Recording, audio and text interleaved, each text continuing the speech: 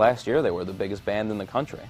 Very catchy songs that'll stick in your head, songs that'll stick with you, like different parts and bits of songs that you'll be listening to. You'll find yourself like just kind of playing in your head, and you just kind of can't get away from that, it seems sometimes. Trailblazing innovators and sonic alchemists My Chemical Romance are one of the most compelling, intriguing, experimental and exciting guitar groups to have emerged in alternative rock this century. We're from New Jersey, we're the state of the misfits, you know, we're punk rock.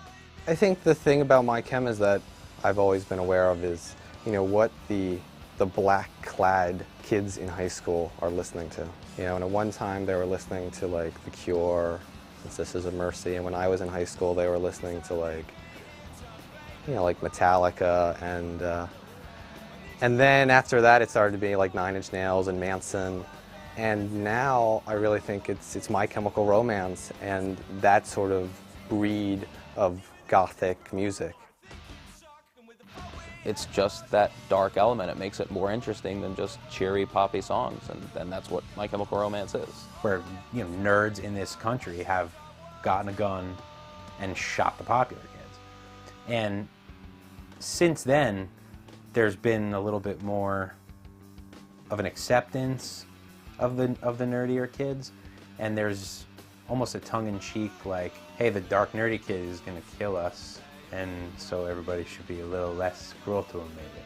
And I really see that as being sort of how My Chemical Romance have become this popular nerd dark band, where it's, you look at those kids and you're like, wow, if they had taken a different course, they might have shut their high schools up, you know? The group took their name from the Irvine Welsh novel, Ecstasy, 3 Tales of Chemical Romance. Their artistic impulse has produced some truly radical, life-affirming, haunting, potent and groundbreaking material. This is their story.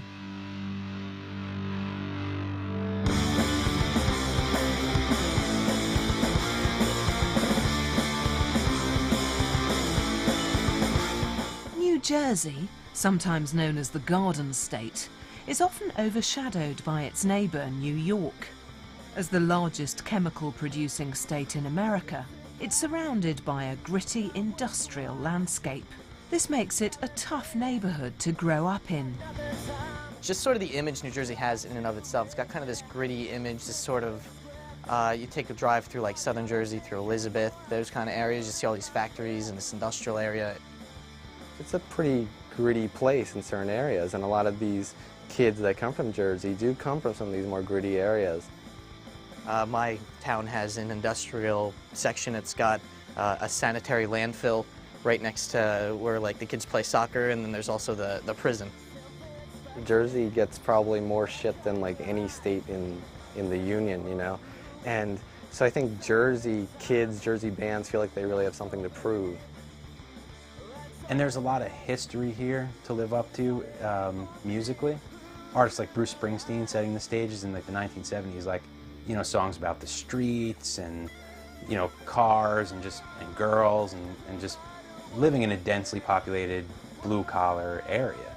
And New Jersey, for the most part, for being so densely populated, is mostly blue-collar. New Jersey has a history of producing raw, gutsy bands, with the music often reflecting the area.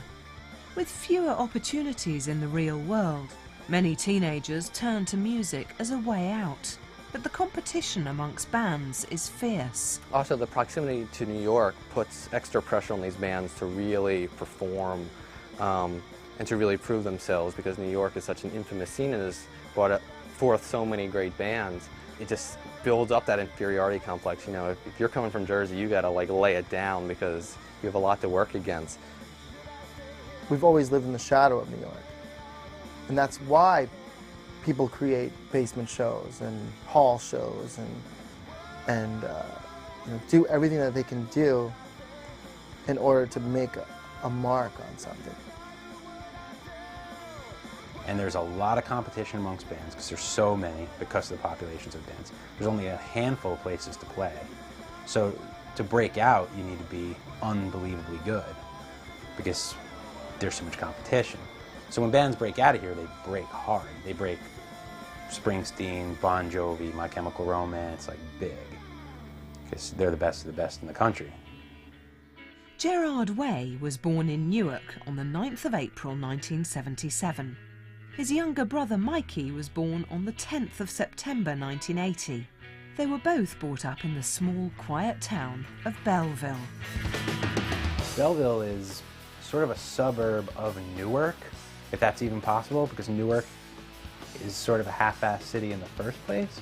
So to be a suburb of that is just a stinking place to be. It's not like a New York suburb where, like Hoboken, where there's a lot of money because there's a lot of commuters and stuff. Belleville is in between towns, and there's not a lot of character to it. It's got this sort of suburban facade kind of to it, but at the same time it's got that sort of, like, it's got the highway that's running next to it, it's got, you know, the strip malls that are all dotted everywhere, and like your Kmart's and your big kind of commercial things. There's not too much, like, just to do, really. Gerard and Mikey both attended the local school, Belleville High. Gerard was a highly artistic and sensitive individual, prone to bouts of depression and mental instability. He loved comic books and horror movies and was fascinated by the macabre. He played in local bands until his early teens. At this point, he decided to become a comic book illustrator. After graduating from high school in 1995, he attended the School of Visual Arts in New York City. Gerard's life changed forever on the 11th of September 2001, when he witnessed the attacks on the World Trade Center. He was left deeply affected by the traumatic events as he realized how fragile life was and how it could be taken away in an instant.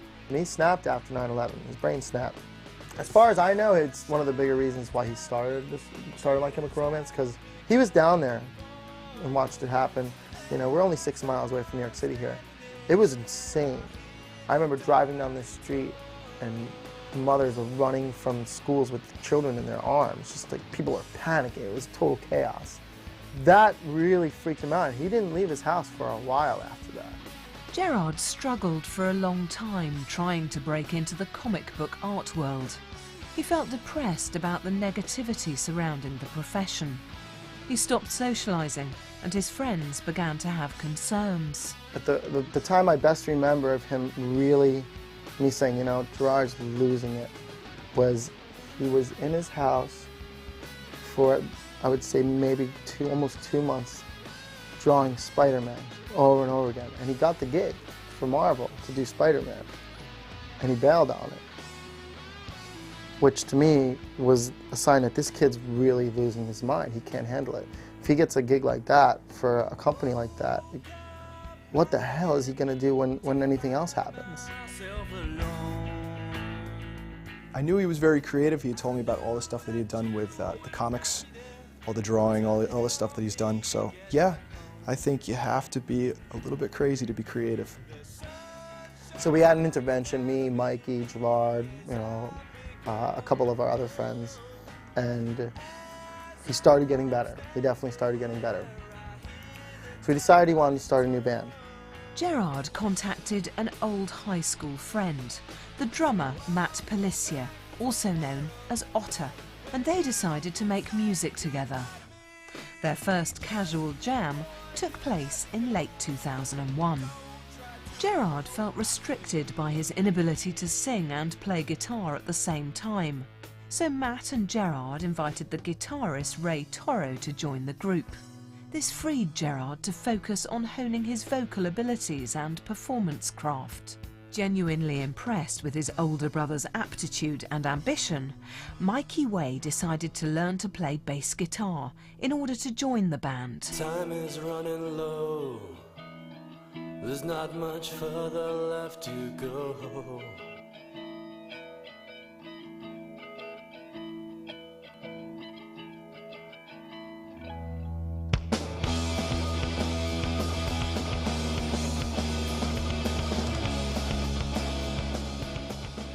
It was all local kids, Otter, Ray, Toro, and Gerard start jamming in Otter's attic. Alex Saavedra is the founder of Eyeball Records, the label that helped turn My Chemical Romance into MTV superstars. At the forefront of the New Jersey music scene, Alex has built Eyeball into a leading indie record label. They came over one day with this 3-song demo. I was like, "Whoa, this is pretty good, dude! Like, you guys, this is pretty awesome." You know, and it's funny because before Mikey was in My Chem, I was gonna play bass in My Chem, but I already had another band that I was really stoked on. And I was like, you know, this band's My Chemical Romance is cool, but I'm really into my band, and I'm super busy with the label, so why don't we teach Mikey how to play bass? Now, Mikey already knew how to play guitar a little bit. He wasn't very good at all, so he didn't know how to play bass very well either. At first, it was just everybody teaching him how to play bass, teaching him how to tune bass, which was just hilarious to think about because Mikey just really didn't know how to play it. But it's Gerard's brother and one of our best friends, so we knew he needed to be involved. And that, having him in that band is what all of a sudden made us all realize, like, this band can go somewhere. This band is incredible, and everyone has to know about it. Eager to capitalise on the goodwill generated by Eyeball Records, the band visited the recording studio for the first time. With the addition of guitarist Frank Iero and the lineup complete, this session would become the start of the classic album, I Brought You Bullets, You Brought Me Your Love. First thing we recorded was a song called Vampires Will Never Hurt You, and which went on to be one of their most popular songs. John Naclario is a sound engineer and owner of Nada Recording Studios. He first recorded My Chemical Romance in his mother's basement. Alex Saavedra called me on the phone. He was like, I had prior friendships with Alex Saavedra, and he was like, you know, I got a band I'm really interested in signing called My Chemical Romance. So he called, and I just gave him a day. He was like, yeah, just whatever day you got. And I was like, fine, come on up. And that was it, one day. We ended up doing one day for a song called Vampires Will Never Hurt You. Gerard, slightly overwhelmed by the recording process, just couldn't relax. The first day, definitely interesting. They came, started the song, everything was going great. We didn't understand what was happening with sounds and stuff like that, so we were just like, all right, let's just take our time with this a little bit. Gerard just wasn't getting it. His voice was out that day. It was weird. I can remember him going over there and just, they're arguing about something, fighting. So I went in there, I was like, dude, you gotta focus. And again, I could see him starting to wander and overthinking everything. And he's just getting crazy. I was like, dude, you gotta calm down. You can nail this song. Just cool out. I know it was just an emotionally charged recording session, you know, so there was lots of stuff going on.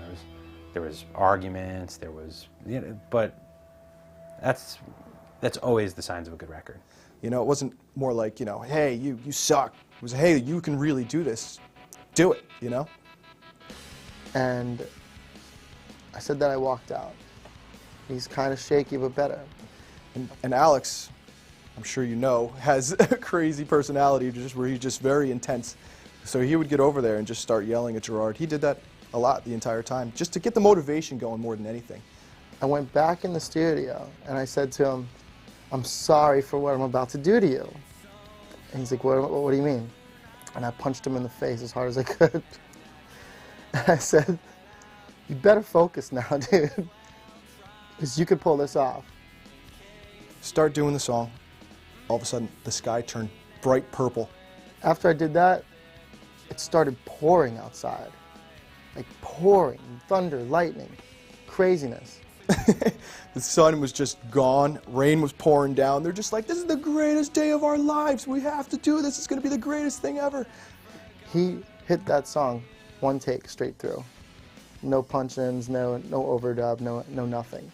So we went in there and the song turned out amazing, and that was the ambiance for the whole session. It was just like the whole, like as if every single world came aligned and everything was perfect. And he did that song perfectly. It was pretty amazing. We all just sat back and were just like, whoa, pretty cool. Impressed by what My Chemical Romance had recorded, Alex decided the band were worth a gamble and used his credit card to fund a longer recording session. Alex called me and he said, you know, we should do the rest of this album. We should get up there and do a couple of weeks. So he said 2 weeks would be enough. I said, sure, 2 weeks should definitely be enough. Little did I know, it definitely wasn't enough, because the time that they got there, once we started the session, it was trouble from day one. Good trouble, though.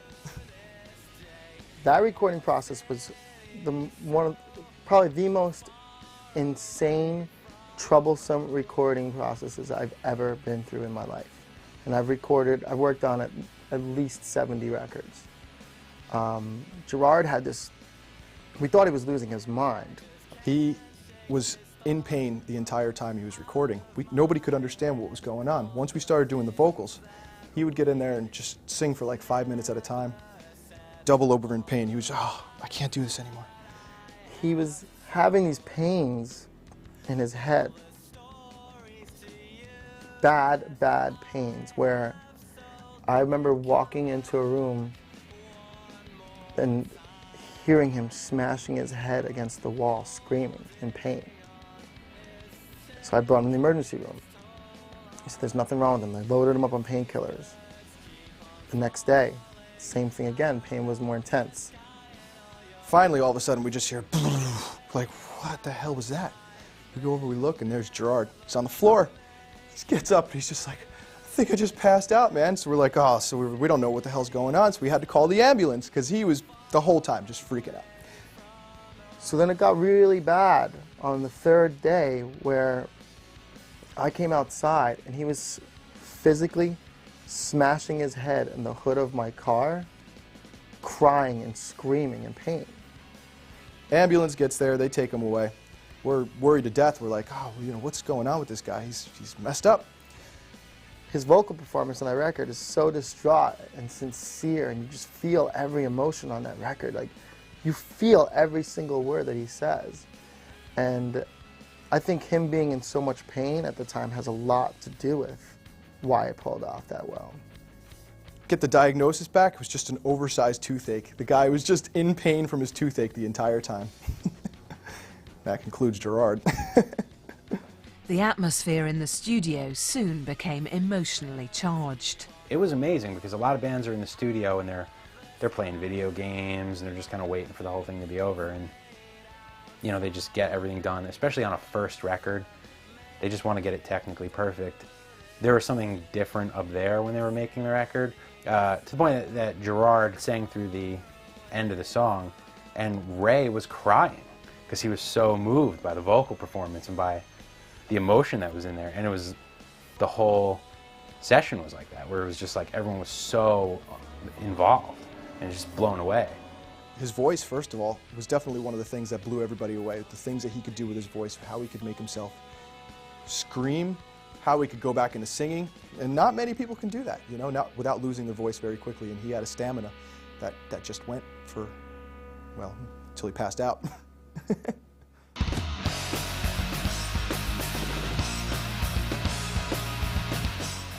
As the group began to work closely together, frictions became magnified and cracks in the band started to show.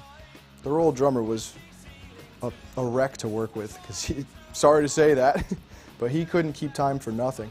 And we would sit and take the song over again and over again, and he was just speeding the songs up by 20 to 30 BPM, like a crazy amount. And it was like, oh man, we're never gonna get this.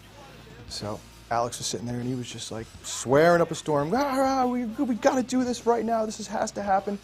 He ended up getting the songs, but it was definitely a struggle with that. Mikey Way, who'd only recently learnt to play the bass, became the unsung hero of the session. Mikey Way saved the session. Mikey Way, probably one of the smoothest bass players I've ever recorded. Just got down, he knew what he wanted to do, you know. By that point, we were so stressed out from time with doing the drums, doing everything else, you know, the pre-production stuff, and Mikey just came in and did what he had to do. That's one of the big things I remember, just being so impressed with Mikey. Yeah, Mike, yeah, you're ruling it. And he was just so like, cool, I did it, I'm gone. With the album now finished, the band were working harder than ever at promoting the record. I start sending it to everyone I know. Everyone at labels, everyone in bands, you know, everyone I could think of. So before we even had a street date for this record, you know, there was hundreds of copies of it out in the hands of everybody you could think of, you know. At the time, Mario Comensas was a college radio DJ for New Jersey's WSOU, creating the show Under the Stars. Mario played an integral role in exposing bands like My Chemical Romance, and he was the very first radio DJ to ever play their songs. SOU is one of the largest broadcasting college radio stations, I believe, in the country. It's almost 90 miles you know, radius, and it hits some pretty concentrated areas of people in New York and in New Jersey and even small parts of Connecticut. You know, at the time, in like 98, 99, we were playing music that you could not find on any other station, at least that available. There were other college stations that had a show maybe that would play hard rock or metal, hardcore, things like that, but nothing that would play it almost 24/7 like we would. When they gave me that first demo, which was Vampires Will Never Hurt You, I heard that song and just gave me goosebumps, and I said, you know, I'm just gonna play you guys and see what happens on Under the Stars, and the reaction was ridiculous, and I knew that there's something special here, and we'll see what happens, and look what's happened. As far as on the radio side of things, I would give all that credit to Mario for breaking my chem. He took their demo tapes and played them over the air relentlessly, and everyone was calling. By the time I had already come on the scene, they were playing our boat shows, and people were calling up for them at all the times. You know, I was just playing it for fun. These were my friends, you know, and I was happy for them that they were just, you know, just getting a good reaction. I'd like to see people going to their shows, and I like going to their shows and having other people react to them. I was in charge when we got the new record, and we made the decision to make My Chemical Romance our #1 priority, because we knew that they were going to be, of all those CDs that we'd gotten over those couple months, that was going to be the one that was going to make a mark for some time. When you count down the requests, there was just so much more for them than there was for any other band at the time. So, you know, I just helped get it played as much as possible on this radio station, get as much of the underground rock kids in Jersey into it. To celebrate the release of My Chemical Romance's debut album, Eyeball Records organised a launch party at one of the shrines of New Jersey punk, the Loop Lounge in Passaic. This is where we did the My Chemical Romance record release show. This is where it all started. This is the first real club they've ever played. This is the first club that would ever have us, quite honestly. And this is actually the first place we ever played the record publicly also. So it's definitely a huge spot in the history of My Chemical Romance and our records. The first time I heard that record, I just thought it was accessible, but in a different way than everything else was at the time. You can actually make it your own. Like, no matter how you listen to it, you can put your own experiences to that album, and I think that's why people started listening to that, because so much other stuff at the time was so selfish. They were just talking about themselves. This album was written almost in a way that anybody can take it and make it their own. There'd be A&R people outside of our house, like waiting for us to be walking in to try to talk to us about stuff, because back then we really wouldn't answer the phone when major labels would call us, because we just knew that they were going to be out there to try to steal one of our bands, which is a real pain in the ass. So we got a phone call from a guy named Luke Wood. And Luke Wood was in a band called Girls Against Boys years ago. And he's an indie dude, but a major label A&R. I knew all about him. And I heard great things about him. So I said, you know, I want to talk to this guy. I want to see what he has to say. So we go down there and he chats us up about the record. He's psyched on it. And as soon as people found out that he was psyched on it, everyone started calling. And I knew that we had the record that was gonna change a lot of stuff for us. It was, you know, there are lots of records we've done that I loved, and there are records we've done since that I like more than that record. But there was something in that album where there was an electricity just in the air around the band in general. We knew it was going somewhere. And everyone started going crazy because the guy who signed Jimmy Eat World and AFI is now after My Chemical Romance. Who's My Chemical Romance? I don't know because the record's not out yet. It's some band in New Jersey on Eyeball, the label that did the Thursday record. Nobody had any idea.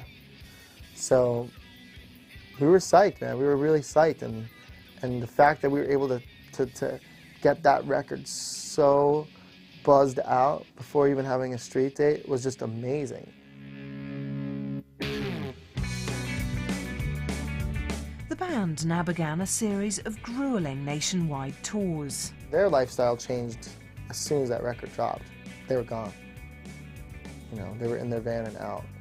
And then they come back a month and a half later and had to get a trailer to add to the van. And then come back 3 months later or 2 months later and had to buy a new van and a bigger trailer. And then come back a few months later and then they're in a bus. You know, it's like, it was fast, man. It was fast.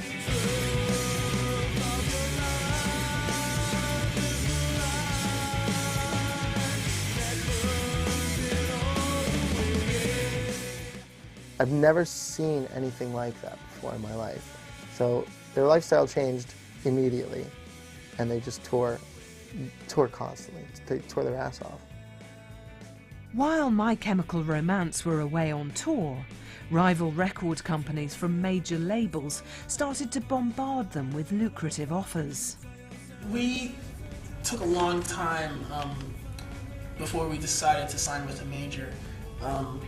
We were in extensive meetings and we met with a lot of people, and you know, we just basically, like, within a couple of months of us being a band, like, major labels were, for whatever reason, already talking to us, and for about like a year and a half we just told them, no, we just want to be a band, you know, we want to be left alone, that's what we want. And you know, they were cool, people stayed away. The very turning point for the band, I think, was when an A&R at DreamWorks made a phone call to get them on a show with Jimmy Eat World, and there were 7,000 kids at it, and it was ridiculous. And it was a sort of a taste of what these major labels were capable of doing in a single phone call that an indie label would have to work for months to do. So, played that show, ridiculous, you know, and they slayed it. They were amazing. At that point, we understood that they would probably be going to a major. And since these were our friends and they were local, there was no contract between us. There was a lot of handshakes, a lot of hugs, kisses, promises.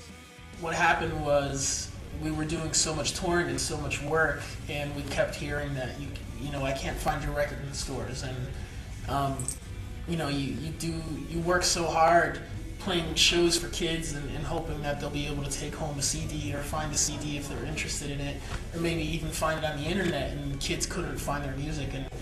And that's kind of what, you know, what drove us to sign to a major. It was really just so, you know, kids could get our music. That puts a lot of pressure on a band, and it puts a lot of pressure on an indie label.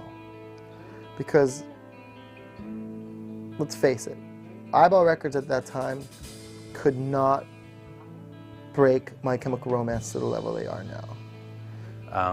As the majors got more and more involved, the band and the management got a little more distant, and being on the road a lot kind of keeps you out of sight, out of mind, so to speak. So when they came to us and said, listen, we really want to go to Reprise, we think that it's the best thing for us to do. And we said, okay, if that's what you want, man, that's cool, we understand. We don't want to keep somebody here if we're going to hold them back. It just makes no sense. And that comes back again to the sense of community, and what's good for them is good for everyone else. And I'm not going to hold my best friends back to us to stay on Eyeball and only have and not have the success that they could possibly have on a worldwide level. We sat in on meetings with major labels. There was one in particular down in South Jersey where it was the president of Warner Music an A&R, me, the band, and we went to an IHOP, and I found the guy to be so condescending towards me and towards the indie community. And you know, I was sitting there feeling offended to the point that I wouldn't accept them paying the check. I paid the check myself, and was like, don't worry about it. And the band seemed to have the opposite opinion of the meeting, like, well, that went great, you know, and I was, okay. I thought it was horrible. At some point, the contracts were just signed. I talked to Alex once. I called him up on the phone. I was like, hey, what's going on? It had to be about 11 o'clock at night. And he was pretty drunk when I called. He was definitely like, hey, how's it going? Yeah, you know, I just had some crap happen with my chem, you know. He wouldn't really get into details about it, and he just said he felt pretty devastated about what happened. I know that it wasn't a good thing. It was hard, you know. It's sad. Like if somebody says, you know, we don't want to work with you anymore because we feel like you can't do the job that we want. But it wasn't said mean. It wasn't said meanly. It wasn't malicious. It wasn't messy. It was like, okay, dude. Well, if that's the way it's gonna be, then awesome. Best of luck, and I can't wait for the ride because it's gonna be fun. And it has been. It's been fantastic to see these kids, you know, come back from playing Brett's Basement to they played the Meadowlands Arena. You know, it's just insane to think about that. To go from, you know, 15 people to, you know, 15,000 people in a matter of a couple of years. They would never have been able to do that with Eyeball. Retroactively, after they signed, they went back and included us in that deal, which was really noble of them. It was really cool because at that point, nobody was really talking to each other. They could have just backed away, and they went back and they took care of us, which was cool. All the bands that we had been used to seeing playing, you know, basement shows and Bloomfield Ave and things like that, they were getting signed to major labels, so it wasn't the strangest thing. And I don't know, I read on, you know, gossip sites that maybe it wasn't as nice as it should have been, but I don't pay attention to that stuff. And I know there was a lot of talk, a lot of gossip that was like, we had a falling out, they left, we don't talk to each other anymore, we all hate each other, and it's like, it's the furthest thing from the truth. You know, I'm going out with Mikey tonight. They're home right now writing, and you know, I talk to Mikey every day. And like I said, I talk to Gerard maybe twice a week now, but it's not. It wasn't like that at all. It was like, well, I love you guys, and I can't wait to see what happens.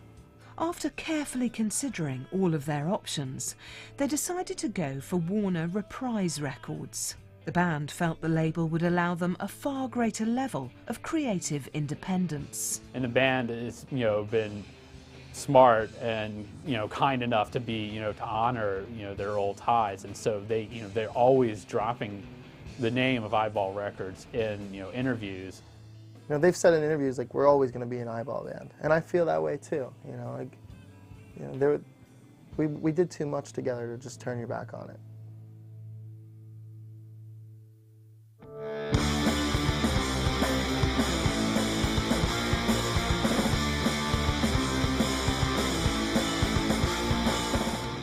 The group took to the road and toured constantly for a 2-year period, during which they generated a fanatical following across North America and Europe. Their reputation for incendiary, life-changing shows was as much of a pull as Gerard's well-documented alcohol problems. The way they, you know, told me in interviews, it's like, you know, we want to be kind of a little bit dangerous, and the way that sort of translates on stage is just, I mean, Gerard, again, it's just, you know, is very magnanimous, you know, just like it just becomes a different person when he goes on stage. Like, he's very soft-spoken in person, but on stage is just this rowling, you know, it's like this lion-like personality trapped in this man in a black suit. Gerard has always been a ham. Dude's always like just up in your face. First time we saw him play, we're like, this kid is a star. He's just a star. He's always been a showboat, constantly. He's cursing, he's just like jumping around. He just seems to have this, I mean, it's like the satanic preacher, you know, for lack of a better word. I mean, like every other word was you know, was bleep me if you will, fuck, you know, like I mean, and it was just like, ah, you know, like it just, I don't know. But it was something that it wasn't intimidating. It was just like, it was rapturous, and like, you know, you could just feel like every time he spoke between songs, the crowd was just kind of, you know, like jumping up a little bit, like, you know, like the hair on the back of a cat's neck, you know, just kind of like, it was just really whipping people up into a frenzy. We used to laugh that Mikey would nail his sneakers to the floor and then put them on because the kid wouldn't move. He would just stand there like this, like all freaked out, because he's just learning how to play the bass. So he'd be like watching his fingers, watching everything he's doing, not moving at all, you know, not looking at the crowd. I mean, the other thing that I really remember from that concert was just like, in between, you know, in breaks in songs, in between, you know, songs, you know, the other guitarist, Ray Toro, would just scream out Jersey, and just, you know, there was just kind of this echo effect across the room. People just started cheering louder, and just like, it was just very exuberant expression, and it just amazed me that one word could just really, you know, send a shockwave through, you know, 1,000 or 3,000 people. You know, Frankie was already used to playing live because of his band before that. Ray wasn't, but Ray was a very confident guitar player. And as soon as, Ray's the kind of guy who would, if he thought he was sounding really awesome that night, he would turn up a little bit, you know, he'd turn his volume up about, you could tell it was getting a little louder and louder as he starts ripping on his guitar a little bit more. You know, that's the kind of guy he is. And that's cool, that's what makes him a great guitarist and makes him write these great songs.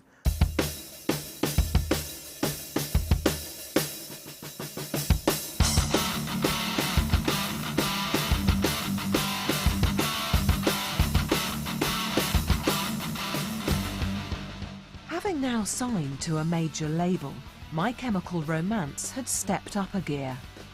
The group, now perpetually on tour, began to feel the strain.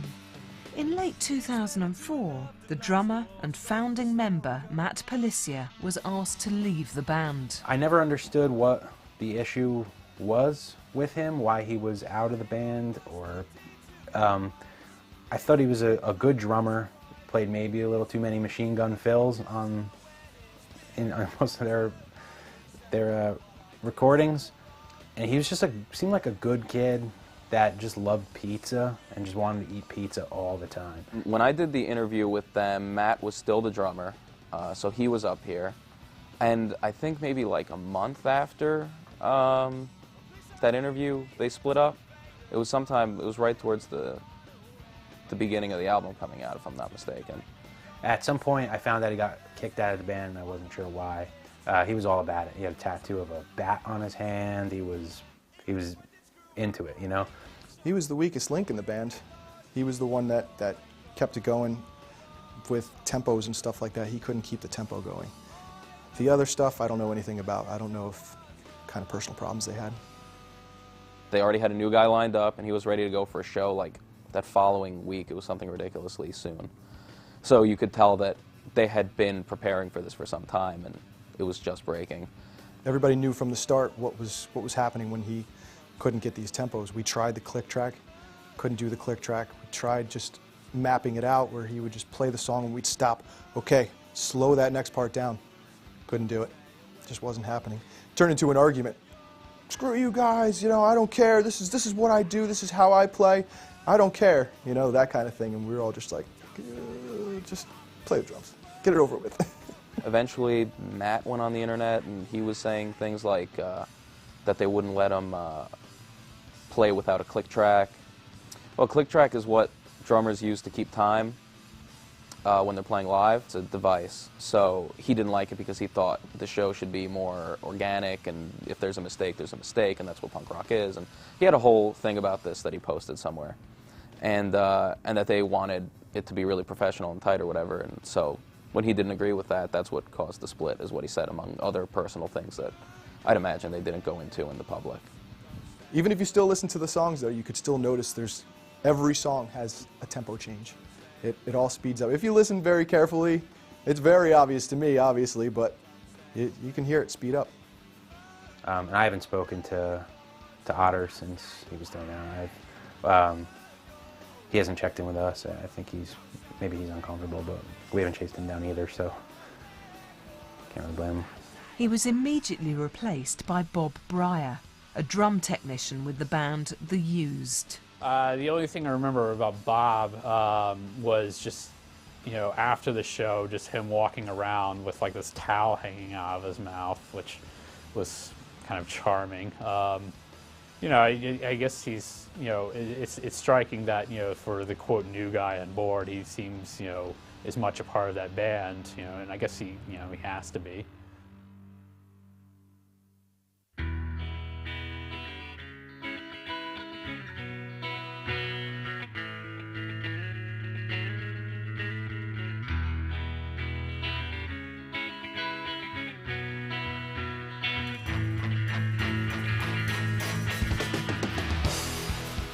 With a new selection of songs, My Chemical Romance got back in the van and drove out to Los Angeles to record the follow-up to I Bought You My Bullets. They wanted to take their own live equipment into the studio, bringing some of the incredible energy of the live shows to this new record. Their second album, 3 Cheers for Sweet Revenge, was released in late 2004. I mean, we just kind of made music that we wanted to hear, you know, and we never thought that it would get to this level. We knew that we had, you know, we knew that we had won some fans over because we toured so much on, you know, on the indie record. We did a lot of touring on that, and we knew that we had a you know, a pretty good, strong fan base. But we could have never dreamed that it would have gotten to this level. That you know, we've been to Japan and England and Germany, and now, you know, to Australia, and I would have never thought that that could have happened.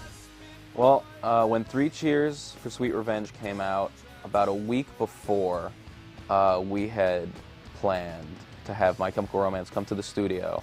We were going to world debut the album, and we were going to really kick it off with a bang. We'd been playing My Chemical Romance like every hour on the hour for the week before. It was a really big deal, and so I did the interview, and it was a buzz about it. After a couple listens, it's one of those albums that the first time I heard it, I wasn't into it, but then after the second or third time, it just latched on to me. And you know, so we did the interview, and it was great, and people were calling up like crazy, wanting to hear more, and we ended up playing, I think, everything but one song off the album in like an hour. It's catchy.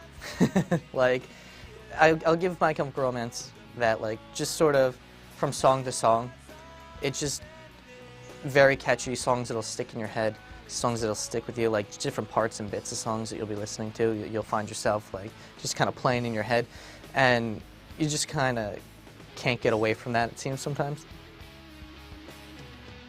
We first got like a rough version of I'm Not Okay, and I thought that sucked. And I saw Gerard one night, and I was like, dude, I gotta tell you, I think that song sucks. And he got so upset. And I felt terrible because I said it in a way that I would normally say things to him while we were all growing up together and working together. But I think that he just got back from the studio, and I really hurt his feelings on it. Like, it hit him too hard to the point where I was like, dude, I didn't mean to make you really upset about it. I don't like it. I'm sorry you freaked out. He's like, but it's not the final mix. And I was like, okay, cool, man, you know. And then I heard the final mix, and it's fantastic. It was awesome. Sounds like they spent a lot of time on it, worked their asses off. I think it's a better change for sure. I think what they got now is incredible. Obviously, it pushed them to the next level. I thought it was miles apart stylistically from the Bullets record, and it wasn't where I was expecting them to go, but it was where they needed to go to keep their careers alive, I think. And it's not to say I think it's sold out, but it was an evolution that absolutely needed to happen so they can cross genre lines and really continue to grow. Hugely popular with the fans and with just getting phone calls and requests and stuff like that for it. I love the record. I love it. I still listen to it at least 3-4 times a week. I'm still not tired of it. I think, yeah, I mean, I think it was an album that took everyone by surprise. I know it did great first week sales, but I think it was a slow boil to the success that they've earned. I mean, you know, it wouldn't have become what it is now without years of touring behind it, a lot of hard work on the band and, their management and the promoters behind them. The sound of My Chemical Romance has evolved over the years. There are major differences in the recording techniques used between the first two albums. The shift from one label to another influenced a change in production. It was a little more glossy, I think, and I think at the time that it came out, they were just, the album is great, but it was a time that they really solidified their image more. They've certainly taken it to another level in terms of the songwriting. I mean, the hooks are just undeniable. They're just like, these are almost anthems, there's a more big sort of arena rock almost kind of feel, it's almost like an arena emo kind of album, which is a real sort of contradictory thing to say, because emo should be sort of like this music, this really intimate music that you're singing, you're confiding to someone, and yet they've taken that sort of intimate, confiding sort of aspect of emo and made it into these big anthems. Definitely, like I said before, when I heard Three Cheers, it didn't grasp me right away. I Brought You My Bullets did. So it was kind of an adjustment period, because it did sound different. Good bands from album to album aren't going to stick with the same exact CD over and over again, because then it just gets stale and people aren't going to like it. So I think what they did is they, put out the first one, they saw what worked, they saw what didn't work, and they improved upon that, but at the same time they weren't worried to sort of reach out again and try new things and different variations and stuff like that, yeah. But when I heard the full album, it was much more polished. The vocals were a lot tighter. The songs were somewhat shorter and just tighter in general. There were songs that were paid more attention to, and you could tell that they worked with a big-time producer like Howard Benson. And like I said, it didn't catch me until I got to that 9th track, Thank You for the Venom. And that was the badass song that My Chem needed on that album to really give it that punch as far as we were concerned here.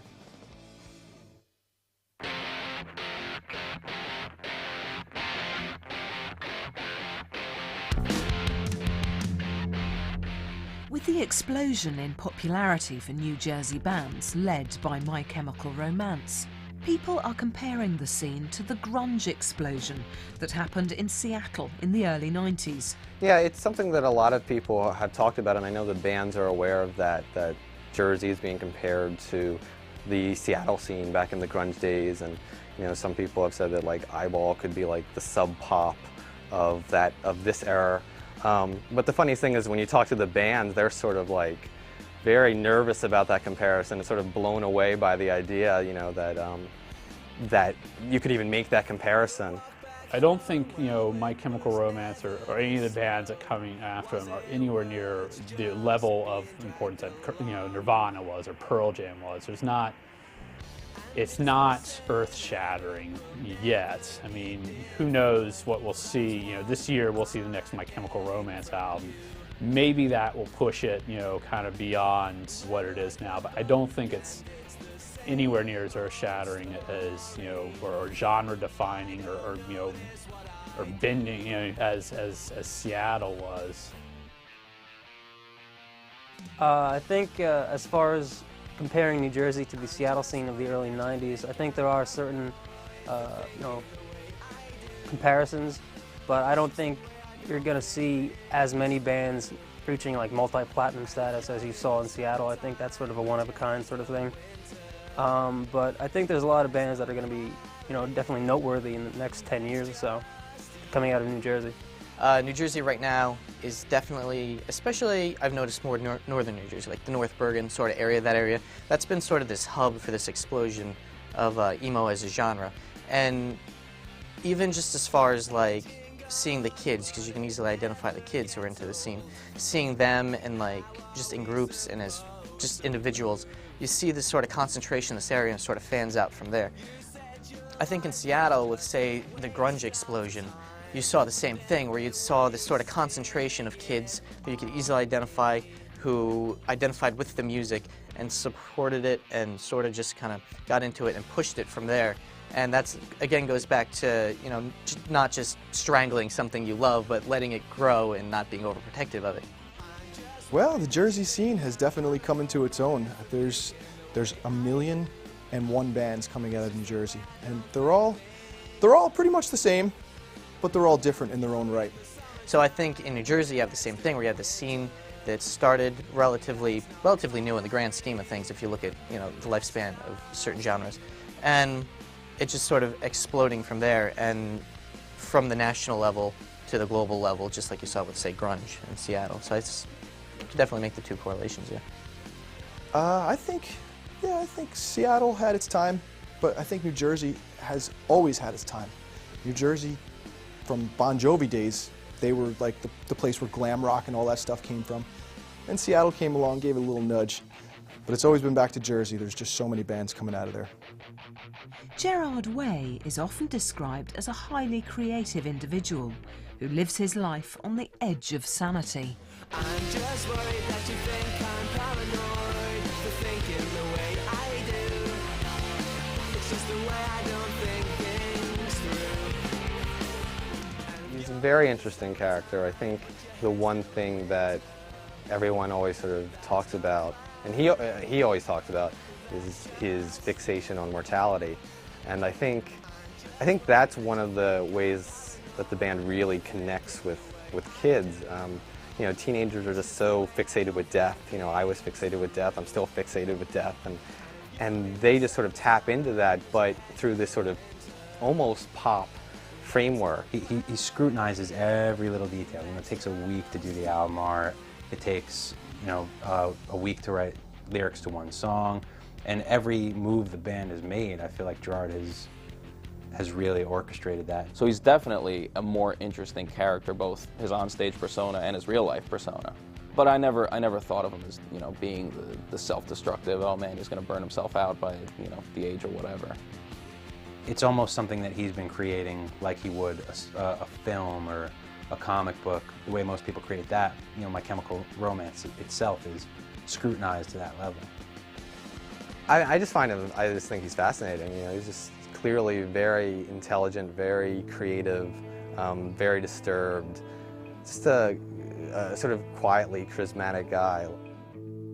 I don't think there's anything that he does that isn't out of, you know, pure creative energy and pure intelligence and calculation. He's just an unbelievable, brilliant kid. The success of My Chemical Romance has also taken its toll on the band's most interesting character. There would be times where I would say to him, Gerard, you gotta cool down, dude, because you're gonna drive yourself crazy. And he did, he really did. He was driving himself out of his mind. We would sit down and have talks about him, you know, should I start taking antidepressants, should I start doing this, I need to start seeing a therapist. And, you know, it was rough, it was really hard for him, and he went through this little time where he was agoraphobic, where he just wouldn't even leave his house. He's walking a fine line, you know, between being very depressed and being extremely creative. And I know for a while he was turning to drugs and alcohol, which he was really public about. But that is definitely in reaction to that depression, but that can also kill your creativity. So I think he's got a delicate balance to maintain in order to stay ahead of everybody and to stay really creative and manage that depression and utilize it.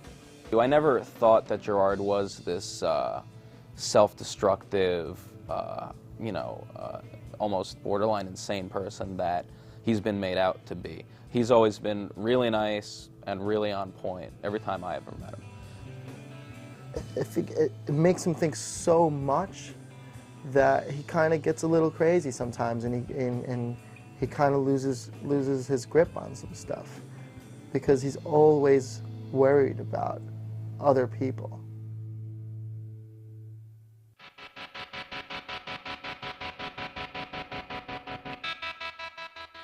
Yeah, we recently did an interview with Gerard about the new album, which they've been writing for. They haven't quite gone into the studio yet.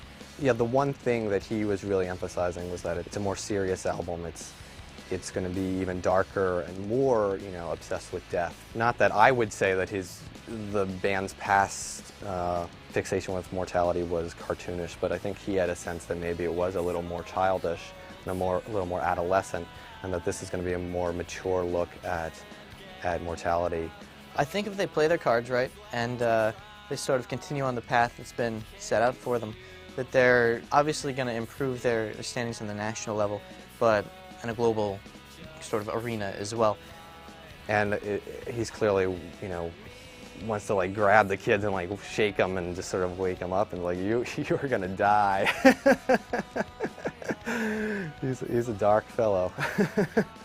As long as they don't burn themselves out, and as long as this next album, whatever album they put out next, as long as that's solid and they don't do anything that would either go against their own sensibilities or the sensibilities of the fans, that they should definitely have that staying power. When a band reaches the stature that My Chem has gotten to, it's interesting to think of what will be next for them, because it's not that they've peaked, but it's hard to tell what the next level is at this point, because, you know, last year they were the biggest band in the country. I think that their own worst enemy right now could be themselves and sort of second-guessing what they're doing.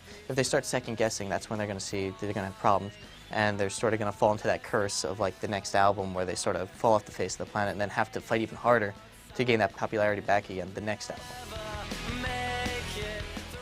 I think it'd be cool to see them explore different types of musical genres, you know, stuff that maybe people haven't heard yet, or, you know, experimenting a little bit. And I think they're a band that right now can get away with doing that. And P. Diddy called them his boys, you know, on MTV. Their roots are in one scene, but they've matured to a different level. And I think they can do that and hopefully mature the music scene in general. There's no magic formula, you know, there's not like, you know, like we sit in a room and like, you know, we throw this there and then throw that there and then throw this there, a little bit of salt, and then you have a great chorus, like, or a great hook. It's all you know, it's natural, and you know, it just comes off the top of the head. But whenever you do hear something, you know, that hits you in the heart, you know, you have a feeling that it's gonna touch other people like that. I think they're just gonna go and they're gonna lock themselves up and they're gonna just write songs that they want to write, and I think they're not gonna pay attention to anyone else, and it's gonna be a natural progression, just like I Brought You My Bullets was to 3 Cheers, and I think it's gonna be the same thing again, and they're gonna put out hopefully another solid album, and they're just gonna continue being the band that they are, that, you know, all these young kids are identifying with. My Chemical Romance are one of contemporary rock's pivotal figures, responsible for a catalogue of work that arouses respect, devotion and awe. Getting bigger by the day, they are poised to become one of the world's greatest rock bands. A stadium act that command massive sales and waves of critical acclaim.